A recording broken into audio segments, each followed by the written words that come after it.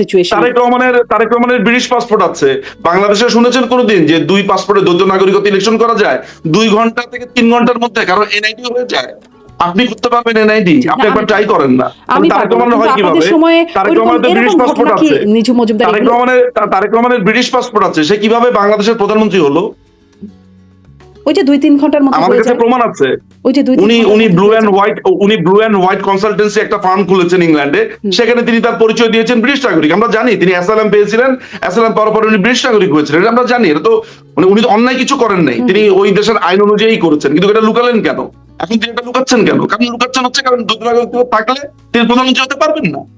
Simple. হ্যাঁ, মানে তাহলে এগুলাকে আপনি কোন আইন বলবেন, এগুলাকে আপনি ক্ষমতা বলবেন, সেখানে আপনি আমাদেরকে বলতেন ক্ষমতাচ্যুত। ব্যাপারটা এমন যে খুবই একটা আনন্দিত একটা ঘটনা, একেবারে ব্যাপারটা তা না। এটা দুঃখের একটা ব্যাপার যেটি নির্বাচিত সরকার 3 বার অবৈধ নির্বাচন করে, মানে ভোটারবিহীন নির্বাচন করে 3 বার মানুষের ভোটাধিকার। ভোটারবিহীন নির্বাচন ছিল 14, 18, 24 সেই নির্বাচনগুলো। কবে সরি আমি বুঝিনি কবে। 14, 18, 24 2014 ইলেকশনে বিএনপি তারপর অন্যান্য দল আসেনি। বাংলাদেশ আওয়ামী লীগ সাংবিধানিক ভাবে তাদেরকে ইলেকশন করতে হয়েছে, ঠিক আছে। 2018 ইলেকশনে ইলেকশন হয়েছে, যেটাকে আপনারা নানান ভাবে সমালোচনা করেন, দ্যাটস ফাইন। বাট আমার আন্ডারস্ট্যান্ডিং এর আগে আমি আলোচনা করেছি, এটিকে আমি খুবই ভালো একটা ইলেকশন মনে করেছি এবং আমি নিজে সেই ইলেকশনের নানান ধরনের কেন্দ্রে গেছি, আমার কাছে ঠিক মনে হয়েছে। 2024 ইলেকশনে এরপরে আপনার যখন এরা বর্জন করেছে, আপনার বিএনপি আর অন্যান্য জাতীয় পার্টি তো না, বিএনপি এবং অন্যান্য যে দলগুলো আছে, যে জঙ্গি দলগুলো আছে, তারা এটা বর্জন করেছে। তাহলে 2026 ইলেকশন কি ইলেকশন ছিল যদি আপনার কাছে ওই ইলেকশন গুলো খারাপ মনে হয়? বাংলাদেশের সবচেয়ে বড় দলটি, আপনি আমাকে এটা বলেন 1996 সালে ইলেকশন যে বিএনপি করছে সেটা কি ইলেকশন ছিল? আর 2026 ইলেকশন কি ছিল? 1986 ইলেকশন কি ছিল? 1988 ইলেকশন কি ছিল? বলেন না শুনি একটু আপনার কাছে। 1978 সালে ইলেকশন কি ছিল? আমাদের সব নির্বাচনী প্রশ্নবিদ্ধ, একদম প্রশ্নহীন কোন নির্বাচন আমি অন্তত মনে করতে পারি না যে নির্বাচন নিয়ে কেউ বলেন না। তো বলার সময় তো শুধু আপনি 14, 18, 24 নিয়ে বলেন, 26 নিয়ে বলেন একটু। 14, 18, 24 বলি, কারণ 26 নিয়ে বলেন না। আচ্ছা 26 নিয়ে বলেন। 26 ইলেকশনটা কি হয়েছে? খুব ভালো ইলেকশন হয়েছে। 26 এর নির্বাচন নিয়ে যখন আমি যারা নির্বাচন করে জয়ী আছেন বা বিরোধী দলে আছেন, এখন আপনি বলবেন নাই তো, তাদেরকে আমি প্রশ্ন করি যে মানুষের যারা আওয়ামী সমর্থক ছিল তাদের অপশনটা গেল কোথায়, তারা কেন ভোট দিতে পারলো না? এই প্রশ্নটা আমি তাদেরকেও করি। শুধু আওয়ামী সমর্থক কেন, বাংলাদেশ আওয়ামী লীগ যে ইলেকশনটা করতে পারলো না সেটা নিয়ে আপনি সমালোচনা করছেন না তো? ওইটার কি কোনো ধরনের এখতিয়ার আছে বাংলাদেশ আওয়ামী লীগকে ব্যান করবার, আইন অ্যামেন্ড করবার?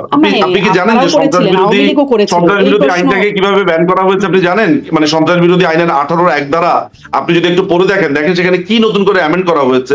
সরকার যদি মনে করে, মানে ও জাস্ট মনে করলেই হবে, আর কিছু লাগবে না। মানে আওয়ামী লীগ জামাত ইসলামকে নিষিদ্ধ করেছে এই সন্ত্রাস বিরোধী আইনে। আওয়ামী লীগ জামাত ইসলামকে নিষিদ্ধ করেছে অগাস্ট মাসে। সেটা কিসের আলোকে করেছে? নির্বাহী। এখন তো আমাদের কাছে দিনের আলোর মতো পরিষ্কার। শিবির নিজেই বলছে যে এই পুরো মেইহেমটা তারা তৈরি করেছে। এখন তো মনে হয় না এটা নিয়ে আপনার কোনো অত্যুক্তি থাকার কথা যে এত বড় মেইহেম যারা তৈরি করে, এত বড় ঘটনা যারা ঘটায়, সবচেয়ে বড় ভাবে তাদের নিবন্ধন তো বাতিল হচ্ছে হাইকোর্টে। আপনি সেই রায়টা পড়ে দেখেন, তা ব্যারিস্টার তানিয়া আমি সেই লয়ার ছিলেন, আপনি দেখেন সেখানে। আপনাকে ওই রায়টা তো পড়তে হবে। বাংলাদেশ আওয়ামী লীগ কোন নির্বাহী আদেশে এত বছর ধরে তাদের উপরে প্রেসার ছিল, আপনার গণজাগরণ মঞ্চ থেকে শুরু করে সবাই বলেছে আপনারা কেন এটা নিষিদ্ধ করেন না। আওয়ামী লীগ বারবারই বলেছে আমরা একটা রাজনৈতিক পার্টি, আমরা আসলে ব্যাপারটাকে রাজনৈতিক ভাবে এইভাবে না, এটা যদি আদালতে হয় ভালো কথা। তো ইন্টারন্যাশনাল ক্রাইম ট্রাইব্যুনাল অ্যাক্টে তো লেখাই ছিল যে যারা যুদ্ধাপরাধী, যারা হচ্ছে যে 71 মানুষ গণহত্যা করেছে, তো যারা 71 মানুষ গণহত্যা করেছে তাদেরকে ব্যান করলে আপনার খারাপ লাগে বা আপনার মনে হয় যে এটা খারাপ কাজ হচ্ছে? তো এখন তো সেম যুক্তি দেওয়া হচ্ছে যারা 24-এ গণহত্যা করেছে তাদেরকে ব্যান করলে। 24-এ কোথায় গণহত্যা হয়েছে শুনি আপনার কাছে? মানে আমার ভাষ্য কতজন মারা গেছে? জাতিসংঘ বলছে 1400 জন, জাতিসংঘ বলছে 1400 জন, জাতিসংঘ বলেছে 14 জন, জাতিসংঘ যে 1400 জন বলেছে, গণহত্যা শব্দটা নিয়ে আমরা সরকারি যে গেজেট সেখানে বলা আছে 844 জন, তার মধ্যে 66 জন ফেরত এসেছে। আবার এর মধ্যে 100 জনের কথা, 100 জন মানে প্রথম আলোর যে রিপোর্টে সেখানে বিভিন্ন মানুষ বিভিন্ন সময় ফেরত আসছে। 844 জন, আচ্ছা আমি ধরে নিচ্ছি আপনার কথা 844 জন। এই 844 জনের কথা বলছে সরকারি গেজেটে, 1400 জন বলছে জাতিসংঘ। কোনটা সত্যি কথা? তারপরে এরা আবার বলতে চাইছে 2000 জন, কেউ বলছে লক্ষ লক্ষ মানুষ। এর মধ্যে আওয়ামী লীগের নেতাকর্মী কয়জন, পুলিশ কয়জন? এই 844 এর মধ্যে পুলিশ কয়জন আছে? এগুলো আমরা বিবেচনা করে দেখেছি। আওয়ামী লীগের নেতাকর্মী কয়জন আছে, কারা মেরেছে? আমরা কি সেটা এখন পর্যন্ত কোনো রায় হয়েছে যে কারা মেরেছে, কিভাবে মেরেছে? আমরা তো প্রতিদিন দেখেন শারমিন আপা, যদি আমরা ধরেন কথা বলতাম 5ই অগস্টের পরে, আমি আপনার এই কথাটাকে একটা বলতাম যে এমন একটা ঘটনা ঘটেছে হঠাৎ করে, কিন্তু এই 2 বছর পরে আমরা কত ভিডিও দেখেছি, তারা বলছে যে আগুনে পোড়াইছি আমরা। ওই যে দাঁড়িয়াল একটা লোক বারবার খুব গর্ব করে বলছে, আরেকজন বলছে কাকরাইলের কি জানো বলছে যে আমি কিং সনি আমি পুড়িয়েছি। তারপরে ড্যামনার একজন বলছে আমার হুকুম ছাড়া এখানে একটা বাসও পড়ে নাই বিএনপি। তো তারা নিজেরা প্রকাশ্যে এসে বলেছে তারা বাস পুড়িয়েছে, প্রকাশ্যে এসে বলেছে তারা আগুন দিয়েছে, পুলিশ হত্যা করেছে। আজকে একটা ভিডিও সেভ করলাম যেখানে বলছে যে পুলিশ হত্যা তারা করেছে। এবং আজকে শিবিরের 2টা দেখলাম, যে সাদিক কায়েমের একটা বক্তব্য দেখলাম যে এই পুরো আন্দোলনটা শিবির করেছে। এই পুরো ঘটনাটা আন্দোলন তো বলবো না, এই মেইহ্যাম, এই সহিংসতাটা এটা শিবির করেছে, এই সহিংসতা তারা করেছে। শেখ হাসিনাকে হত্যার উদ্দেশ্য ছিল, এটা মঞ্জু বলেছে। বাউফল থেকে যে তথাকথিত নির্বাচিত হয়েছে শিবিরের যে ক্যাডার মঞ্জু, সে বলেছে তাদের উদ্দেশ্য ছিল মাননীয় প্রধানমন্ত্রী শেখ হাসিনাকে হত্যা করার। তো ইন্টেনশন যদি থাকে একজন প্রধানমন্ত্রীকে হত্যা করার, সেটাকে কি আপনার কোনোভাবে আর আন্দোলন, কোনোভাবে সংগ্রাম এগুলো মনে হতে পারে আপা? আপনি আমাকে বলেন না, মানে আপনি আন্দোলন বলছেন না, কিন্তু ধরেন আপনি কি বলেন, আপনি কি বলেন যে যারা বলছে যে এইটা হত্যার উদ্দেশ্য ছিল প্রধানমন্ত্রী, আমি আপনাকে প্রশ্নটা করি আপা, তারপর আপনি বলেন যে তারা বলছে যে প্রধানমন্ত্রীকে হত্যা করাই তাদের উদ্দেশ্য ছিল, এটাকে আন্দোলন বলবেন আপনি? নাকি আপনি বলবেন যে কিছু নিরীহ ছাত্রছাত্রীদেরকে ভুল বুঝিয়ে রাস্তাতে নিয়ে আসা হয়েছে? হত্যা করা কোনো মহৎ উদ্দেশ্য হতে পারে না, কিন্তু ধরেন এই কথাটা যদি তাহলে এটাকে আন্দোলন বলা যায়? আপনাকে আমি যখন আন্দোলন বলা যায় যে এরকম আপনি যেটাকে মেহ্যাম বলছেন, নানান রকম আখ্যায়িত করছেন, যে আমি বলছি আপনি কি বলছেন এটাকে মেহ্যাম মনে হয় না আপনার কাছে? আন্দোলন বলছি যে এটা একটা আন্দোলন। আন্দোলন বলেন, কেন আন্দোলন বলেন? যেখানে বলা হয়েছে যে প্রধানমন্ত্রীকে মারাটাই তাদের উদ্দেশ্য ছিল, যেখানে বলছে তারা স্নাইপার এনেছে, লস্করে তৈয়বার যে মোজাম্মেল হাশমি সে বলেছে যে এই আন্দোলনে তারা ছিল, আপনি সেটা কেন বলছেন না? তাহলে এটা আন্দোলন কেমনে হয় যে লস্করে তৈয়বার মতো একটা সন্ত্রাসী সংগঠন বাংলাদেশে এসেছে, এটা কিভাবে হয়? আমাদের কাছে অনেক কিছু এখন অস্পষ্ট, কিন্তু এখানে অনেক কিছু যে আছে সেই ব্যাপারে আপনার কাছে শুধু অস্পষ্ট আমি যখন বলি তখন, আর বাকি সব কথা আপনি যখন আওয়ামী লীগের কাছে বলেন আপনার কাছে মনে হয় দিনের মতো ফকফকা। এটা কেমন কথা? আমার অবস্থানটাই এত আপনার কাছে গুরুত্বপূর্ণ মনে হয়, আপনি আমার সবগুলো অনুষ্ঠান দেখবেন, তাহলে আপনি মনে হয় আমার অবস্থানটা বুঝতেও পারেন, না বুঝলেও অনুষ্ঠান দিয়ে বিবেচনা করব না, আমি বলবো যে আপনি আমাকে কি প্রশ্ন করছেন আর কি ব্যাখ্যা দিচ্ছেন। আমি সবসময় এখন মনে করেন যে ব্যাপারটা এমন যে উনি অতীতে অনেক ভালো কাজ করেছেন। না আমি যদি অতীতে 10টা ভালো কাজ করি আর একজনকে কি একটা ল্যাং মেরে ফেলে দেই, আপনি এটা বলতে পারবেন না একটা ল্যাং মেরে ফেলে কি হয়েছে, 10 জনকে ল্যাং থেকে উঠিয়েছেন, এটা তো একটা উদাহরণ হতে পারে না। আপনি আমার কাছে এটাকে আন্দোলন বলছেন, অন্য জায়গা থেকে আন্দোলন বলছেন কি বলছেন না, আমি এটা বড় ব্যাপার না। যে অতিথিকে আমি আমার অতিথি বানাই, সম্মানিত অতিথি হিসেবে যারা আমার সাথে যোগদান করেন, আমি তাদেরকে তাদের অ্যাঙ্গেল থেকে প্রশ্ন করি। আমি আপনার সাথে বসে বসে আওয়ামী লীগের কত উন্নয়ন হয়েছে এই গল্পটা আপনার সাথে বসে বসে করব না। এটি আমার অনুষ্ঠানের এরকম একটা প্যাটার্ন আমার, বা জঙ্গিরা কে কোথায় হামলা করলো সেটি আপনার সাথে আমার আলোচনার বিষয়বস্তু না। আমরা যদি এইটা আপনার সাথে একমত, এইটা আপনার নিরপেক্ষতা বা আপনার যেই, আমরা এই কারণে আপনাকে পছন্দ করি, আপনার প্রোগ্রামগুলোতে পছন্দ করি, মানুষ পছন্দ করে, সেটা ঠিক আছে, আমি অ্যাপ্রিশিয়েট করি আপনাকে।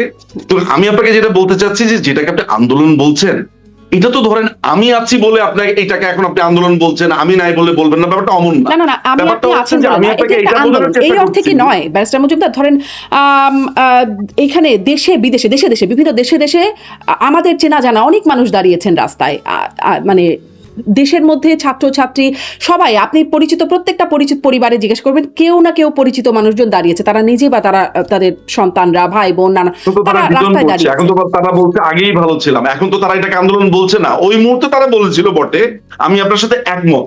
কারণ ওই সময় তো আর বুঝতে পারা যায় নাই, এই সময় এসে ঘটনাটা কি দেখবে। এখন যখন মানুষ দেখছে তখন তো আর ওইখানে যে গেছে, এই যেমন খায়রুল নামে একটা ছেলে আছে, খায়রুল দেওয়ান, যে নিজেকে বলছে যে প্রধানমন্ত্রী বা প্রেসিডেন্ট, আপনি জানেন যে সে বলছে খবরদার জুলাই যোদ্ধা বলবে না, মানুষ পিটাইবো, আমরা কিন্তু বাঁচাইতে পারবো না। ও নিজেই একসময় নিজেকে গর্ব করে বলতো আমি জুলাই যোদ্ধা, এখন বলছে জুলাইয়ের কথা। এই জায়গায় মেয়ের আফরোজ শাওন আজকে জুলাইকে পরিত্যাগ করে সে পোস্ট দিয়েছে, শুধু জুলাই পরিত্যাগ এইটা লেখার কারণেই তাকে আজকে কত হামলা মামলা, তার ফেসবুক রিপোর্ট করা, কত কিছু হচ্ছে। সুতরাং আমি যে কথাটা বলতে চাই সেটা হচ্ছে যে দেখেন, এটাকে আপনি আন্দোলন বলেন, আমি বলি একটা জঙ্গি আক্রমণ, টোকাইদের আক্রমণ, এটাকে আমি একটা জঙ্গি সমাবেশ বলি। কারণ কেন বলি কথাটা আমি আপনাকে বলি যেখানে লস্করে তৈয়বা বলছে, যেখানে তারা পুরো ইনভলভ ছিল, আমি বলি নাই, লস্করে তৈয়বা বিরাট বড় পাঠন করে মোজাম্মেল হাশমি, আপনি নিশ্চয়ই এটা দেখেছেন, আমি আপনি দেখেছেন, তাহলে এইটাকে আপনি আন্দোলন এখন কিভাবে বলেন? তখন আপনি জানতেন না, পারফেক্টলি ফাইন যে আপনি 5ই আগস্টের পরপর তো এটা জানতে পারেন নাই, পরে যখন জানলেন তখন তো আপনার নিজেরই এটা চিন্তা করা উচিত, হ্যাঁ কাকে আমি আন্দোলন বললাম এতদিন ধরে, কাকে আমি বললাম যে এটা প্রধানমন্ত্রীর সম্পৃক্ততা নাই সেটি তো না, কিন্তু সাধারণ আপামর মানুষের সম্পৃক্ততার কথা আমি বলছি। যখন সাধারণ আপামর মানুষের সম্পৃক্ত থাকে, তাদের মধ্যে জঙ্গি আছে, সন্ত্রাসী আছে, তাদেরও আছে সম্পৃক্ততা, কিন্তু তাই বলে এটা তাদেরই আন্দোলন। আমি একটা কথা বলি, সাধারণ মানুষ কি মনে করেছে, আমরা তো অ্যাপ্রিশিয়েট করি, সাধারণ মানুষ মনে করেছে যে একটা অন্যায় হচ্ছে, তাই তারা অনেকেই রাস্তায় এসেছে। আমি তো এটা তো আমি অস্বীকার করছি না, আমি স্বীকার করছি অনেক জায়গাতে এটা হয়েছে, কিন্তু বেশিরভাগই তো এটা ক্যাপচার্ড বাই জামাত শিবির, জঙ্গি এরা। সাধারণ মানুষ তো বুঝেছে পরে, যখন তারা বুঝেছে তখন তারা এটাকে আন্দোলন বলছে না, তারা বলছে আগেই ভালো ছিলাম। আগেই ভালো ছিলাম মানে কি, মাননীয় প্রধানমন্ত্রী শেখ হাসিনা আওয়ামী লীগের বলে ভালো ছিল, ফলে তারা যেটা গেছে তারা লজ্জিত, কিন্তু ভোট ঠিক না, তারাও এটা বলছে না। সুতরাং তাদের যে চিন্তা সেটার প্রতি সম্মান জানিয়ে এটা আন্দোলন বলা যায়। এটা প্রমাণ হলো না যে তারা লজ্জিত বা তারা আসলে মানে কি বলেন আপনি? সারাক্ষণ তো আমি টিভিতে তাই দেখি, আমি তো মোটামুটি ফেসবুকে, আপনি যদি বলেন বাংলাদেশের যারা এই যে এই টিভি চ্যানেলগুলো আছে ওগুলোর কথা বাদ দেন, তারা তো আপনি যে সাংবাদিক ছিলেন আছেনও, আপনি জানেন যে হাউ ইট ওয়ার্কস। আপনি জানেন যে নাজরিন মুন্নি আমাকে ফোন করে বলেছেন যে সালাউদ্দিনের ভয়ে সে যেতে পারে না, আমি যাতে সালাউদ্দিনকে নিয়ে একটা ব্লগ বানাই। আমি নাজরিন মুন্নিকে বললাম যে কি হয়েছে বলেন তো, বলে যে তার ভয়ে আমি টিভিতে যেতে পারি না, ডিবিসি না কোথায় যেন তিনি চাকরি করতেন 71 ছেড়ে। কি ঘটনা? তিনি আমাকে বললেন যে সালাউদ্দিন তাকে ফোন করে তাকে থ্রেট দেয় এবং ওই টিভিতে তাকে থ্রেট দেয়। এখন সালাউদ্দিন কেন, এই যে বিএনপি এখন স্বরাষ্ট্রমন্ত্রী, বিএনপি স্বরাষ্ট্রমন্ত্রী সালাউদ্দিন আহমেদ, নাজরিন মুন্নি আমাকে নিজে ফোন করে বলেছেন ভাই আমাদেরকে আপনারা কবে আসবেন একটু বলেন, একটু বাঁচান আমাদেরকে। তা আমি বললাম যে কেন, আপনি তো তখন লাল আন্দোলনে যোগ দিয়েছেন, তার পক্ষে বলেছেন, বলে ভাই এগুলো বলে আর লজ্জা দিয়েন না, এই সালাউদ্দিনের ভয় তো চাকরি করতে পারবো না ভাই।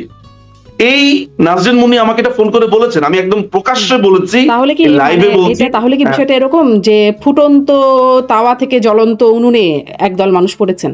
মানে না, আমি বলবো যে শীতল সুন্দর আবহাওয়া থেকে মানুষ আগুনে পড়েছে। শীতল সুন্দর আপনি ফুটন্ত আগুন কেন বলছেন? আমাদের তো ছিল শীতল চমৎকার সুন্দর আর্দ্র আবহাওয়া। হ্যাঁ আচ্ছা, শীতল চমৎকার সুন্দর আবহাওয়া থেকে মানুষ একদম মানে তখন কেন তারা লাল হয়ে গেল, তখন কেন তারা রাস্তায় নামলো এত শীতল সুন্দর আবহাওয়া থাকলে? সেই প্রশ্নটা আপনি ভুল বুঝেছে, আপনি আপনার জীবনে অনেক সময় ভুল বুঝেছেন না, অনেক কাজ করে ফেলেছেন, পরে আপনার মনে হচ্ছে না এটা কি করলাম, ওরকমই একটা ঘটনা ঘটেছে। সেই ক্ষেত্রে আপনার যে ভুল বোঝা, সেই ভুল বোঝাকে আমি দোষ দিতে পারি না, কারণ আপনি ডিরেইলড হয়েছেন বাই জামাত শিবির।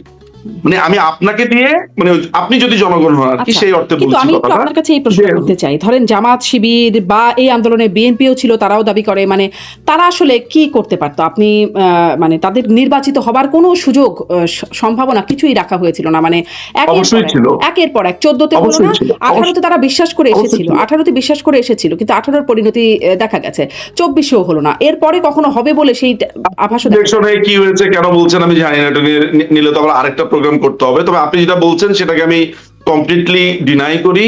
আমি মনে করি যে আমাদের সামনে যেখানে 2026-এর মাগরিবের ইলেকশন আছে, সেইটা দেখার পরে আপনার মনে হয় না 18 নিয়ে প্রশ্ন করা উচিত, আপনার 14 নিয়ে প্রশ্ন করা উচিত। তখন যুদ্ধাপরাধীদের বিচার হচ্ছিল, ওই যুদ্ধাপরাধীরা বলছে তারা ইলেকশনে আসবে না, তাদের কি ইলেকশনে আনার জন্য পায়ে ধরতে হবে? আপনি হয়তো বা জানেন না যে ব্রিটিশ হাই কমিশন অনেক চেষ্টা করেছিল, তারেক রহমান ইলেকশনে আসতে চেয়েছিল, তারেক রহমান কথা বলতে চেয়েছিল, আপনি জানেন না। অনেক ঘটনাই আমি আপনাকে বলি, আমরা তো এই সারফেস, আপনিও জানেন হয়তো, অনেক সময় বলেন না, কিন্তু আমি আপনাকে বলছি ইলেকশনে জামাত ইসলামী আসতে চেয়েছিল, বিএনপি আসতে চেয়েছিল, 2024 ইলেকশন আসতে চেয়েছিল। আমাদের কাছে সেগুলোর যথেষ্ট প্রুফ আছে, এগুলোর সামনে আসবে, আমরা তো শ্বেতপত্র প্রকাশ করবো, কারা কারা কি বলেছে না বলেছে, এখন আমরা সমস্ত কিছু প্রকাশ করবো। কিন্তু কেন আসলো না? আমরা তো তাদেরকে দাওয়াত করে আনবো না, তারা নানান ধরনের শর্ত দিচ্ছে। আমরা আমাদের পরিষ্কার ভাবে বলা ছিল যে ইলেকশনে আসবেন নির্বাচন কমিশনের নিয়ম মেনে। আমরা ভাই এখানে আপনাদেরকে শর্ত মানার না মানার কেউ না, কারণ মাননীয় প্রধানমন্ত্রী খালেদা জিয়ার সাথে ইতিমধ্যে আপনি জানেন 45 মিনিটের একটা দীর্ঘ আলাপ হয়েছিল 2014 ইলেকশনের সময়। তিনি তাকে বলেছেন যে চলেন আমরা সবাই মিলে সব দল থেকে আমরা প্রতিনিধি নিয়োগ করে আমরা ইলেকশনটা করি। খালেদা জিয়া তখন বলেছিলেন অসহযোগ আন্দোলন চলছে, এটা চলবে, তিনি হরতাল বন্ধ করবেন না। তখন মাননীয় প্রধানমন্ত্রীকে কি পরিমাণ অপমান করা হয়েছিল, বলে 14তে মানুষ ভোট দিতে পারবে না, 24-এ মানুষ 18-তে দিতে না, সেটার জন্য না। 2014 ইলেকশনের আগে সরকারের পক্ষ থেকে ইনিশিয়েটিভ তো নেওয়া হয়েছিল, এমন তো না যে ইনিশিয়েটিভটা নেওয়া হয়নি। তখন সেই সময় তৎকালীন সাবেক প্রধানমন্ত্রী খালেদা জিয়া তিনি তখন এই ব্যাপারটাতে রাজি ছিলেন না।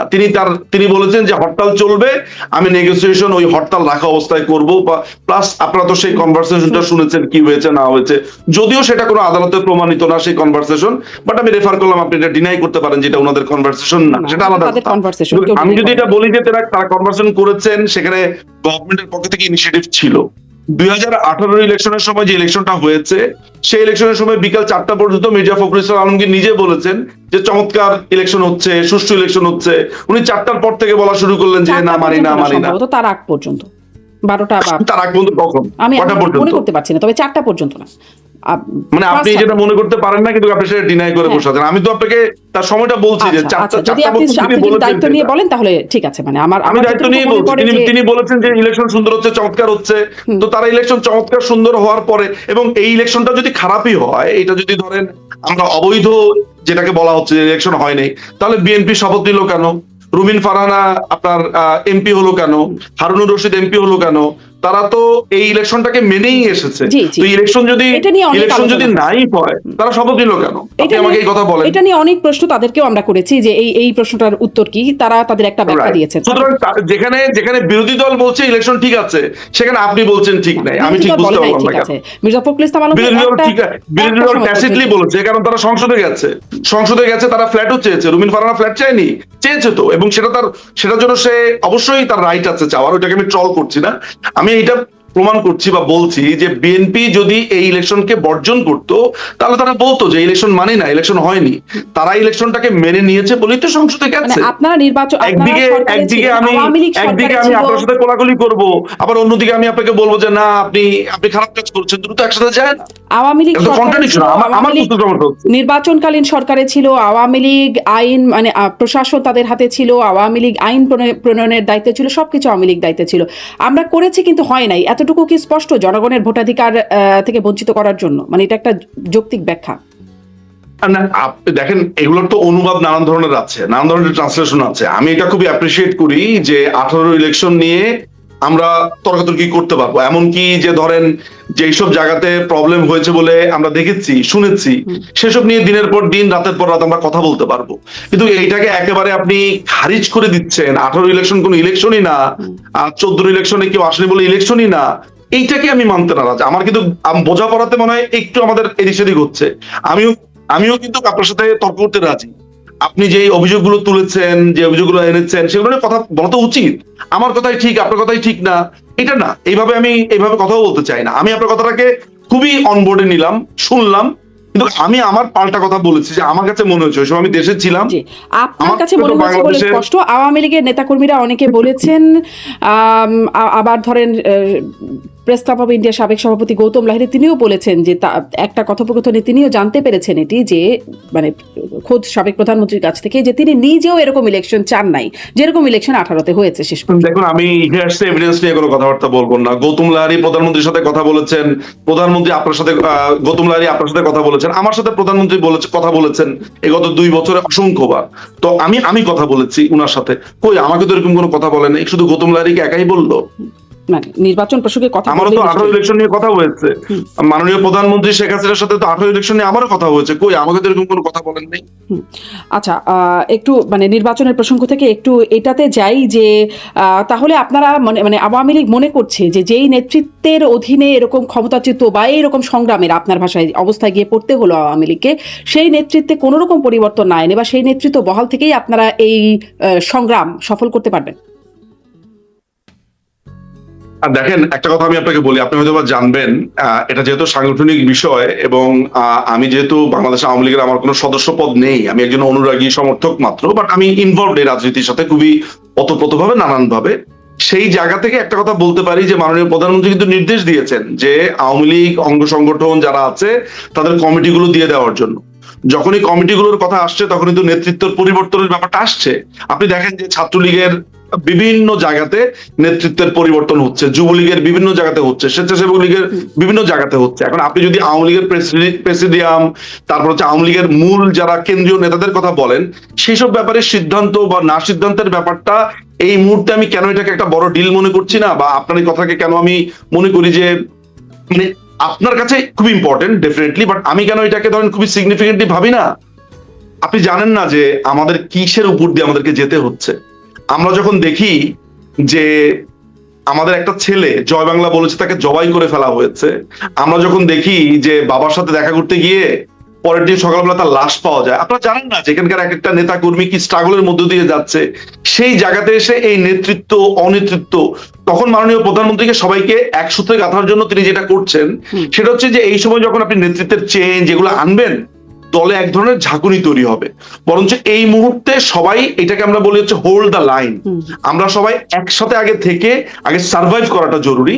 এরপরে কে নেতৃত্বে আসবে, চেঞ্জ, সাফল, রিসাফল, এগুলো দলের মাননীয় প্রধানমন্ত্রী শেখ হাসিনা তো একা সিদ্ধান্ত নেন না। এখানে প্রেসিডিয়াম, একটা কাউন্সিল আছে, সদস্যরা আছে, দলের একটা কাঠামো আছে, আমাদেরকে কাউন্সিল করার মতো অবস্থায় আমরা আছি। এই যে দলের পরিবর্তন আসবে আপা, এই যে দলের পরিবর্তন আসবে, দলের পরিবর্তন কিভাবে হয়? কাউন্সিলের মাধ্যমে হয়। আমাদের এখন যেরকম অবস্থা, যেভাবে আমাদেরকে খুন করা হচ্ছে, জেলে রাখা হচ্ছে, আমরা কাউন্সিলটা করব কিভাবে? আপনি তাহলে বলতে চাচ্ছেন যে পৃথিবীর বিভিন্ন জায়গা থেকে ভার্চুয়ালি আমরা কাউন্সিল করব? না।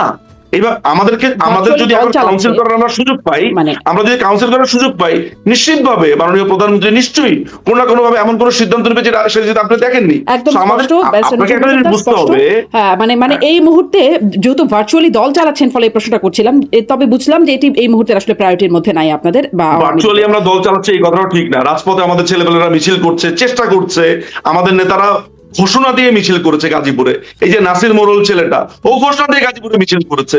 আমাদের বিভিন্ন জায়গাতে হচ্ছে না। হ্যাঁ, ভার্চুয়াল জগতে একটা বড় অংশ জুড়ে আমরা কথা বলছি, লিখছি, বলছি, কিন্তু আমাদেরকে ব্যান করে দেওয়া হয়েছে। আপনি যে কথাটা বলছেন, এই দলটা থেকে আপনার কথা মতো এর একটা সরকার, এরা আমাদেরকে ব্যান করেছে, সেই কথাও বলেন। আমরা তো এগুলোকে উজ্জ করে আমরা মিছিল করছি, আমরা কথা বলছি, আমরা গ্রেফতার হচ্ছি। জি, আপনাদের দলকে নিষিদ্ধ করা হয়েছে, কিন্তু দলের শুধু ভার্চুয়াল বলাটা ঠিক হবে না আর কি। মানে দল পরিচালনা, দলের নেতৃত্বে যারা আছেন ভার্চুয়ালি তো দিচ্ছেন, শেখ হাসিনা ভার্চুয়ালি কথা বলছেন। না, দলের নেতৃত্বে আছেন তিনি তিনি যেহেতু একটি নিরাপদ স্থানে রয়েছেন, বাংলাদেশের সশস্ত্র বাহিনী যেহেতু তাকে নিরাপদ স্থানে এনেছেন, তিনি সেখান থেকে কথা বলছেন, ওই তার অবস্থানে। কিন্তু আপনি অন্যান্য নেতাদের কথা চিন্তা করেন, মানে আমি যদি অনেকেই রাস্তায় নামছে, কথা বলছে। 2 নম্বর ব্যক্তি ওবায়দুল কাদের বা তারপরে যারা আছেন প্রেসিডিয়াম সদস্য থেকে শুরু করে উপদেষ্টা পরিষদের মানে যেই কি বলে এটাকে চেইন অফ কমান্ড, আমরা তো একটা সংকটপূর্ণ অবস্থার মধ্যে দিয়ে যাচ্ছি। এটা নিয়ে তো আমি ডিনাই করছি না। এটা নিয়ে তো আমি ডিনাই করছি না। কিন্তু আপনি যেভাবে বলছেন তাতে মনে হচ্ছে যে আমরা মনে হয় অনলাইনে বসে বসে ফেসবুকে দেশ চালাচ্ছি। আমি তো জানি আপনি কোথায় কোনটা ইঙ্গিত করে কথা বলেন, এই জন্যই আমি কথাটা বলছি, তা নাহলে তো আমি বলতাম না। আপনি ইঙ্গিত করছেন, আমি ইঙ্গিতের জবাব দিচ্ছি। আপনি যদি আমাকে ওটা ইঙ্গিত না করতেন, কোনটা তাচ্ছিল্য এবং কোনটা সিরিয়াস তা তো আমি বুঝি। আপনি যদি আমাকে ফোন কেটে বলেন হ্যাঁ ভার্চুয়ালি তো আপনারা করছেন, আমি তো বুঝতে পারছি যে আপনি আমাকে খোঁচা দেওয়ার জন্য বলছেন। আপনি যখন আমাকে খোঁচা দেওয়ার জন্য বলবেন, আমি আপনাকে পাল্টা জবাব দিবই। আপনি এটা খোঁচা দেওয়ার উদ্দেশ্য নিয়ে না বলতেন, আমি একটা কথা বলতাম না। না, আমি আসলেই খোঁচা দেওয়ার উদ্দেশ্য বলি নাই, আমি বলতে চেয়েছি ভার্চুয়ালি আচ্ছা ঠিক আছে, যদি আপনার তাই মনে হয়। এখন আপনারা বলছেন আবার, মানে আপনারা যে ভায়োলেন্সের কথা আপনাদের উপরে হচ্ছে বলে মানে বলছিলেন আপনি, আমরা ওবায়দুল কাদের সাধারণ সম্পাদক আওয়ামী লীগের, তাকে বলতে শুনছি যে রক্তের বদলে রক্ত, ভায়োলেন্সের জবাবে ভায়োলেন্স চাই, চোখের বদলে চোখ চাই। মানে এখন কি আওয়ামী লীগও একরকম সন্ত্রাসী সংগঠনে পরিণত হচ্ছে? কখন বলেছে, কোথায় বলেছে শোনাতে পারবেন? সম্ভবত পারবো। দাঁড়ান, আমি আপনাকে এর আগেও আপনাকে এরকম একটা, ওবায়দুল কাদেরকে এত বেশি সিরিয়াসলি মিসকোট করা হয় বিভিন্ন জায়গাতে, কারণ আন্দোলনের সময় বলা হয়েছে তিনি বলেছেন ছাত্রলীগই যথেষ্ট, এই লাইনটাই তিনি বলেন নাই। আপনি ওইটা একটু বাজিয়ে শোনাতে পারেন। সুতরাং আমি একটু ওনার কাছে শুনতে চাই যে উনি এক্স্যাক্টলি কোথায় কি বলেছেন। সো ওইটা শোনার পরে, পুরো বক্তব্যটা শোনার পরে আমি মন্তব্য করতে পারবো। মনে হয় পেয়ে গেছি, একটু আমি শোনানোর চেষ্টা করছি। শেষ হয়ে যাচ্ছে আমাদের অসংখ্য। আমরা রক্তের বদলে রক্ত চাই, ভায়োলেন্সের জবাব ভায়োলেন্স চাই, প্রয়োজনে আমরা চোখের বদলে চোখ বুঝি। সাধারণ মানুষের মুখে মুখে আজকে শেখ হাসিনা না উচ্চারিত হচ্ছে, দিন যতই যাচ্ছে এই উচ্চারণ এই যে একটু আপনাকে একটু পজ আমি দেই। আমরা ভায়োলেন্সের বদলে ভায়োলেন্স চাই, চোখের বদলে চোখ চাই, তার আগে তিনি কি বলেছেন? মানে বক্তব্যটার শুরুটা কি ছিল একটু বোঝা দরকার। কারণ ব্যাপারটা যদি এমন হয় যে লোকজন বলছে আমরা ভায়োলেন্সের বদলে ভায়োলেন্স চাই, চোখের বদলে চোখ চাই, এই ধরনের কোনো কথা বলেছেন কিনা? না, এই যে দেখেন, আমরা শপথ নিয়েছি রক্তের বদলে রক্ত চাই। হ্যাঁ, আমরা শপথ নিয়েছি রক্তের বদলে রক্ত চাই, মানে এটা আওয়ামী লীগের শপথ। ভার্চুয়াল আলোচনায় তিনি এটি বলছেন। ওবায়দুল কাদের যদি এই কথাটা বলে থাকেন, এটা আমি আজকে আপনার কাছে শুনলাম প্রথম, আমি আসলে জানি না। তবে আপনি যদি এই বক্তব্যের আমি হলে এই বক্তব্যটা আসলে একটু ডিফারেন্ট ভাবে দিতাম, উনি উনার মতো করে বলেছেন। কিন্তু আমি আপনাকে একটা কথা বলতে পারি যে আপনার যদি চোখ তুলে নেয়, আপনার যদি কেউ রক্ত সাক করে, আপনাকে যদি কেউ খুন করতে আসে, আপনি তাকে কি করতেন আসলে? মানে আপনি হলে কি করতেন? মানে এমন ভয়ঙ্কর পরিস্থিতিতে আপনি তখনই একটা দলকে সন্ত্রাসী সংগঠন বলতে পারেন, যিনি বলতেন আমাদেরকে কেউ কিছু না বললো আমি চোখ চাই, কেউ কিছু না বললো আমি রক্ত চাই। আমাদের যদি উনি বলে থাকেন, আমি মনে হয় ওনার কথা বুঝতে পারছি, আমাকে মারতে আসছে, হ্যাঁ আমাকে খুন করতে আসছে, আমি কি করব? তাহলে তো ধরেন যে আপনাকে যদি এই মুহূর্তে আপনার স্টুডিওতে কেউ অ্যাটাক করতে আসে, আপনি কি করবেন? গান্ধীর মতো বলবেন যে বাবা এই আমার নিজের হাতে জামাটা বুনেছি, এইটা তুমিও সাদা স্কার্ফ পরে বসে থাকো, গান্ধীজির মতো তাই বলবেন? একটা ছাগল নিয়ে হাঁটা দিতে বলবেন? কি করবেন? একটা পাল্টা পাঞ্চ করার ট্রাই করবেন? সেটিকে সেলফ ডিফেন্স বলে। আপনাকে যদি কেউ এখন আক্রমণ করে, চোখ বলে না, সেটিকে সেলফ ডিফেন্স বলে। না, চোখের বদলে চোখ একটা সিম্বলিক অর্থ। আমরা তো কথায় কথায় অনেক কথা বলি। চোখের বদলে চোখ মানে কি হচ্ছে, যে কেউ চোখ দিলে, কেউ যদি আমার চোখ তুলে নিয়ে যায়, আমি তো চোখেই দেখবো না তার চোখ তোলার জন্য। এই জন্যই বলেছি যে এগুলো হচ্ছে খুবই সিম্বলিক কথা। আপনি সিম্বলিক কথাটাকে লিটারাল অ্যাপ্রোচে নিয়ে নিয়েছেন। আপনি ব্রিটিশ ল পড়েছেন, আমি আপনাকে বলি, আপনি ব্রিটিশ ল পড়েছেন, আপনি লিটারাল অ্যাপ্রোচ, পারপোসিভ অ্যাপ্রোচ এগুলো নিশ্চয়ই পড়েছেন, আপনি জানেন। আমি আপনাকে একটা কথা বলি, চোখের বদলে চোখ, রক্তের বদলে রক্ত, এগুলো হচ্ছে সিম্বলিক কথাবার্তা। মিছিলের মধ্যে কথা হয় জ্বালো জ্বালো আগুন জ্বালো, শোনেন, মিছিলের মধ্যে কথা হয় অমুকের চামড়া তুলে নেবো আমরা, এরকম হয় না কথা, সিম্বলিক কথা। অর্থাৎ বলাটা হয়েছে যে আঘাত আসলে প্রতিঘাত হবে। আপনি ব্যাপারটাকে সহজ অনুবাদ না করে এটাকে আপনি লিটারালি অনুবাদ করে, তো ধরেন তাদের কথা চিন্তা করেন ব্যারিস্টার নিঝুম মজুমদার, ধরেন শুনেন, আমি ব্যাপারটাকে কিভাবে দেখি, আঘাত আসলে প্রতিঘাত আসবে, সুন্দরভাবে আমি আপনাকে বললাম, দেখেন এবার পছন্দ হয় কিনা। মানে এভাবে বললে হয়তো কথাটা এরকম শোনাতো না, চোখের বদলে চোখ, রক্তের বদলে রক্ত, ভায়োলেন্সের বদলে, এটা একটা মিনিং আছে। আপনি এত লিটারালি নেন, মাঝে মধ্যে আমি মজাই পাই। চোখের বদলে চোখ, চোখের বদলে চোখ, আঘাতের বদলে আঘাত, এগুলো হচ্ছে ঘাত প্রতিঘাত, মানে আঘাতের বদলে প্রতিঘাত। এখন উনি এই কথাটা বলেছেন, একটা ফ্রেজ, একটা ইডিয়মস এর মতো ধরে রাখেন। তো ধরেন প্রচলিত আছে, তাহলে জ্বালো জ্বালো আগুন জ্বালো, যা ফুলের মতো পবিত্র, অমুক ভাইয়ের চরিত্র ফুলের মতো, এগুলো আছে আমাদের। আপনি বলছেন এটা মেটাফোর, কিন্তু ধরেন যারা গুম হয়েছেন এতদিন, যারা নানান রকম মামলা হামলা শিকার হয়েছেন বিরোধী রাজনীতি করার জন্য, সেটি বিএনপি জামাত বা বিরোধী রাজনীতি করার জন্য, তারা যদি এখন সেই প্রতিঘাত করবার চিন্তা করে বা তারা যদি আক্রমণ করে, সেটাকে আপনি আসলে কি বলবেন? তারাও তো ওই একই। 1991 সালে যখন বাংলাদেশ আওয়ামী লীগ বিএনপি ইলেকশন করলো, তখন তো এরশাদকে হটিয়ে আমরা তখন একটা নয়া গণতন্ত্র বলেছি, আমরা সেটাকে চালু করেছি। সেইখানে আমাদের 35,000 নেতাকর্মীকে আপনার ওই সময় গ্রেফতার করা হয় উইদিন 2 ইয়ার্স এর মধ্যে। ইন্ডিমনিটি অধ্যাদেশ বাতিল করবে বলে এই কথা দিয়েও তারা করেনি। আমাদের প্রায় ওই প্রথম বছরে, আমি যেটা মনে করতে পারি, প্রথম 2 বছরে প্রায় 465 আওয়ামী লীগ নেতা কর্মীকে হত্যা করা হয়েছে। শুরুটা করেছে কে? বিএনপি, তাই না? আপনি যদি শুরু করতেই হয়, 1991 থেকে শুরু করতে হবে।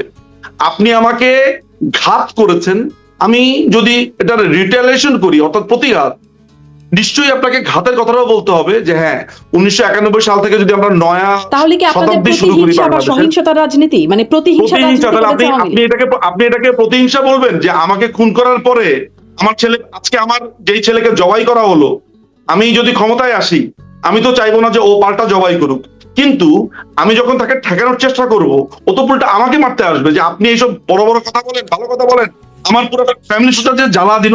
হ্যাঁ, এই ধরনের অ্যাঙ্গার, রাগ তো থাকবে। ওবায়দুল কাদের এই কথাটা বলেছেন, আসলেই কি আসলে আমরা চোখের বদলে চোখ দিব, আমরা কি আসলেই রক্তের বদলে রক্ত ব্যাস, নিব? আমি যেটা বলা হচ্ছে আপনি কি ঘাত এই প্রতিঘাত কথাটা আসবে, শুনেছেন যে- এগুলো পলিটিক্যাল রেটরিক। আপনি কি এই আপনি কথাটা পলিটিক্যাল শুনেছেন যে রেটরিক এই সময় যে আমরা একটা মবের একটা বেশ বিস্তার দেখলাম ডক্টর ইউনূস আমলে, তখন সেটাকে বলা হতো যে মানুষের ক্ষোভ, মানুষ এতদিন যে নিগৃহীত, নিপীড়িত, নির্যাতিত হয়েছে। মানুষের আপনাকে যে আমি একটু প্রশ্নটা করেছি সেটা জবাবটা দেন না কেন? 91 সালে যখন নতুন করে আমাদের একটা এই গণতান্ত্রিক প্রজন্মের প্রক্রিয়া শুরু অনেকে হলো, 91 সালে ছিল না। জাতির জনক